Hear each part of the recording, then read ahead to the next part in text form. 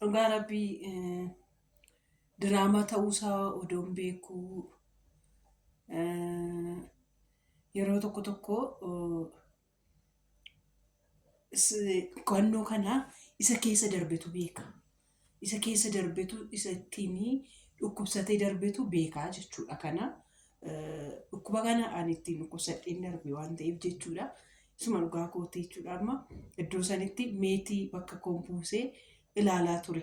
Haadha kootiin abbaan biddeenaa koo diqaalaa kee kana jedhee gaafa inni dhagaa faanatti darbatu, gaafa inni waan ta'e faanatti darbatu, diqaalaa kee kana akkas gootee maal gootee jedheeni gaafa fuudheetutti darbatu baay'ee tokko natti dhaga'amaa ture jechuudha. Baay'ee jechuudha.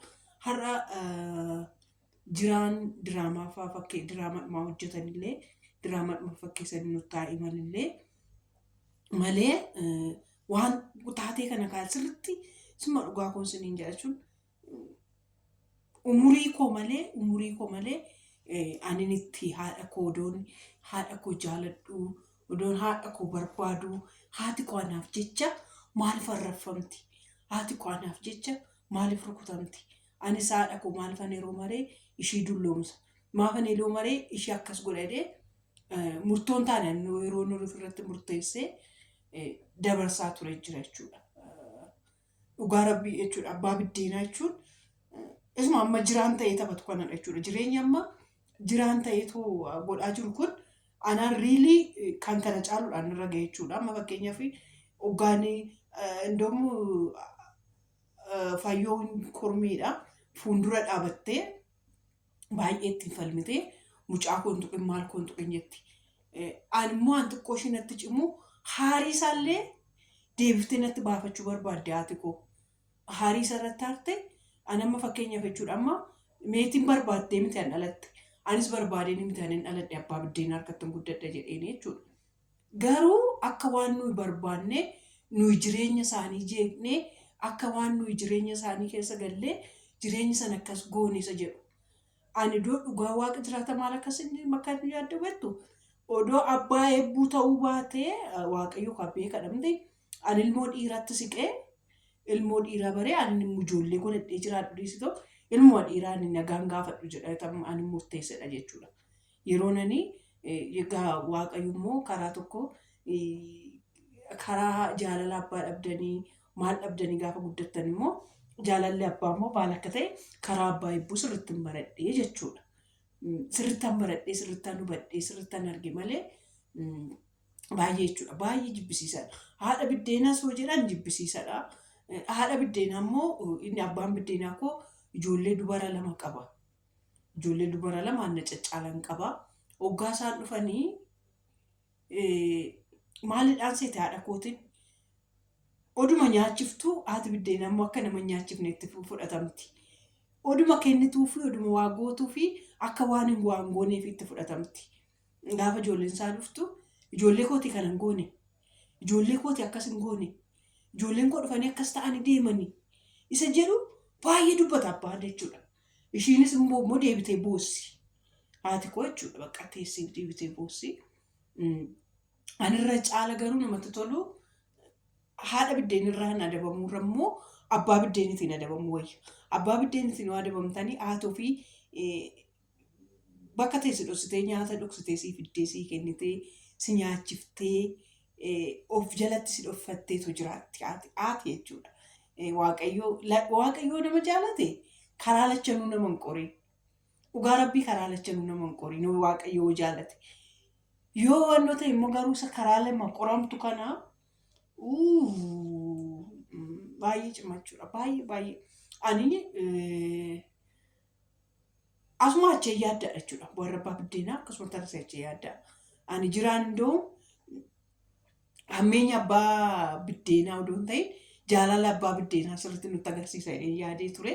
Garuu jiraan akka jenne akka nuyi jenne odoo hin ta'in isuma hammeenyaa sadiin itti fufeetu nu barsiisaa jira. Isaanii warroonni baay'een hoggaa boossanii fi hoggaa gadditanii fi nama gaddisiisa seenichi baay'ee nama diraamichi yeroo tokko ta'anii hojjechuun akkam nama gaarii aseetan ta'anii aniyyuu faanaan bu'ummaantu na qaba beektaa hoggan taa'ee tolaadhu seenaa kooti waan ta'eef waan ani ofii kooti keessa dabarse waan ta'eef ankoo haasaa jiru waan ta'eef imimmaantu na qaba jechuudha. Baay'ee imimmaan na qaba. Garuu akka inni diraamaa ta'e naaf gala. Naaf gala nan hubadha. Garuu diraamaan kun kan amma ishiin guddattee yoo itti nuuf ufsiisan jechuudha. Jidduutti amma karaaktarii biraatti hin daballee fayyooni karaaktarii biraatti hin daballee waan ta'eef karaaktarii kanaan itti fuftee in adeemsisiifti yoo ta'e waan baay'ee jira jechuudha. Amma kana jidduutti firoonni waggaa dhufanii firoota biratti nama gaarii fakkaatee jiran amma fakkeenyaaf jiraan kan fudhate amma haati gaafa dhuftu haadha biratti nama gaarii warqii kana lafa kana fakkaatee bulaa gaafa haati deemte immoo jireenyuma amma isin agartan kana itti fufsiisaa jechuudha. Amma gaafa meetinii guddattee barattee akka keenya biraa baatee heerumtutti diraamaan kun waan diraamaa addaan hin cinne waan ta'eef baay'ee nama bashannansiisa baay'ee nama barsiisa yoo itti fufaniitu adeemsisan. Fakkeenyaaf amma isa dura jalqaban karaaktarii dura jalqaban san odoo isaan itti fufanii amma kutaa 50 kutaa 60 iyyuu deemuun hin danda'amaa ture dhugaa fakkeessanii riilii fakkeeffameetoo deemuun hin danda'amaa ture. Garuu iddoo sanitti maaltu dhalatee kophaawwan yoo ol liqimfa taatota isinii qaban sani waliin liqimfamtanii yaada tokko fudhattanii deemtan namaaf liqimfamee ta'e in adeemaa ture. Baay'ee diraamaan inni sun baay'ee piraankii gara piraankiitti fidanii piraankiidhaan xumuran malee diraamaa baay'ee nama barsiisu ture. Diraamaan inni walirraa abbaa manaa fudhataa maal jalqaban suni booda piraankiidhaniitu gara piraankiitti fidaniitu yaa taatota achitti maaltu dhalate seetan amma achi keessatti nama maal akka nu badheesanitti immoo achi keessatti taatee fayyoon barbaaddu akkaataa ishiin fayyoon itti barreessiteetoo ittiin hojjetamuu barbaadu asitti sabboontuun ittiin dhufne jiraanis ittiin hin liqimfamne jiraan kun amma reefu ittiin liqimfamee hojjetaa jira. Koongiraa amma garuu ittiin liqimfamee ittiin ofii fudhatamee hojjetaa jira jechuudha amma jiraan. Kana keessatti kaamma guddina kana keessatti amma diraamaan kun akkamitti akka deemu qabu isinitti immoo akka waan nu barsiisuu fi akka isaan addaan hin kunneef isiniin jedhaa jira ijoollee. Isinis akka hin nuffineef paartiidhaan fakkeenyaaf obbolaan ishii gaafa dhufan obbolaa ishii biratti amma fakkeenyaaf ani abbaan biddeenaa koo gaafa akka maal fullultuu maal fakka jedhanii walirraa deemanii maal jedhan gaafa isaan dhufan dhugaa rabbii danfaa abbaa beeraa maal argitaniitu garraamummaa isaa abbaa biddeenaa koo asittoonni bakka lafuma kana nama dhadhaa lafa kana fakkaatee akkasumatti lafa kana gowwaadhuma ishee isaa tokko fakkaatee jechuudha. Maatii haadha kooti biratti abbaa walitti araarsuu dhufan indooma haadha kootiin itti deebi'anii situ balleessituudha jedhanii itti ka'anii deeman godha jechuudha. Akkasitti liqimfateetu jiraaniin hojjeta taanaan diraamaan kun amma gaafa meetiin mana barumsaa ishii xumurtee eebbifamtutti addaan cituun qabu akkasumatti itti fufaatu hojjedha. Dhugaa rabbii itti fufaatu hojjedha. Amma sirriidha bakka ijoolleen gaafa abbaan anaan obboleessi koo jechuudha. Gurri kun na duudaa dhadhee sanitti meera. Obboleessi koo gaafa inni abbaan biddeenaa koo na rukutu obboleessi koo immoo bu'aa ture akkuma amma mucaan amma bu'u kanatti jechuudha. Bakka riil maatiin makootu natti dhufaa jira jechuudha. Ogaa yaadaa jiru maatiin makoo keessa. Ani immoo baadheen sossoba jechuudha. Odoon akka balaa jiru odoon rukutaa jiru akkuma meetiin achi teessee ishee sukkuummattu san ija koo sukkuummachaa obboleessa koo sossobaa ture.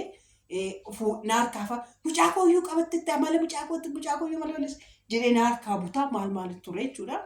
Kanaaf haaluma kanaan itti fuftanii hojjettu taanaan barumsa hedduu qaba.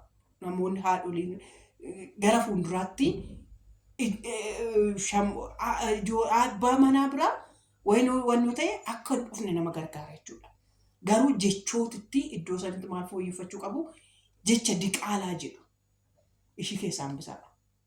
Ishii keessaan bisaa maaliif amma fe'ee diraamaa yoo ta'u mucaa kana sammuu ishii miidhamuu danda'a jechuudha. Ishii keessaan bifataa jechoota gaggaarii itti fayyadamaa. Kun jechootuma aadaa fooyyeffachuudha jechuun malee kun waan jedhameetoo ta'eetoo bira darbuudha waan ta'eef jechuudha. Isaarraa anaaf haadha eebbaaf jaalatte naan hin jedhan malee diraama bareeduudha dhugaa. Koongiraa. Maaliif fayyoo fi jiraan akka waliin lolle dhibbaan beekaa. Walis loltanii iji diinaa kana isin hin dhagayin. Gurri diinaa kana isin hin dhagayin. Gurri diinaas keessa keessan hin galina. Diraamaa keessan bareeffadhaatuma akkasumatti hojjetadhaa nu barsiiftuu. Sinirraa waan baay'ee barannaa. Kutaa meeqaffaadha seetan amma? Gara kutaa jaamu kutaa meeqa ta'eera? Akkas ta'eera. Kanaaf bormoo maayidhaan nuti dhufu akka isaan nuuf deebi'an biitti taatan maama. Fayyoo fi yoon walitti qabee tumamoo bahee sokkamoo imbulamoo kanaan booda immoo taatota jidduu kanatti dhalatan yaa harmeen yeroo tokko ilma dhufti obboleessis yeroo tokko ilma dhufa jedhee mul'u paartii 15ffaa wayii 16ffaa 17ffaa keessa hin dhalata kun eeggadhaa waan akkasii kun hin dhalata. Isiniin jedhaa bakka nagaa hoolaa bakka nagaa bulaa baay'uma itti naarinaa jiraatte jechuukooti. Fayyootti sinaarinaa jiraatti sinaarinaa taateedhuma hawaasa keenya keessa nu barsiisaa jiru waan ta'eef yeroo tokko karaakteriitu taphatama malee jiraan hamaa akkasii jettanii too fudhatanii fakkeenyaaf jechuudha. Diraamotuma gurguddaa fiilmiidhuma gurguddaa tokko gaafa fudhattanii namni sun hamaa ta'ee yoo hin ta'in karaakterii isaaf kenname sana ta'ee taphata jechuudha. Fakkeenyaaf akka fiilmii eelaa irratti haadha rabbirraa oduu argine billaadhumaan kukkunnee tokkollee akka mishii goone namni garuu haati rabbirraa haadha garraamii haadha jaalatamtuu haadha kabajamtuu turte jechuun bara biraa irratti. Kanaaf diraamaadhuma taateedhuma hawaasa keessatti ta'aa jiru nu barsiisaa jiru jiraa akkuma bineensa gootaniin ilaalnaa ishee sinittan baay'ee oduu kana.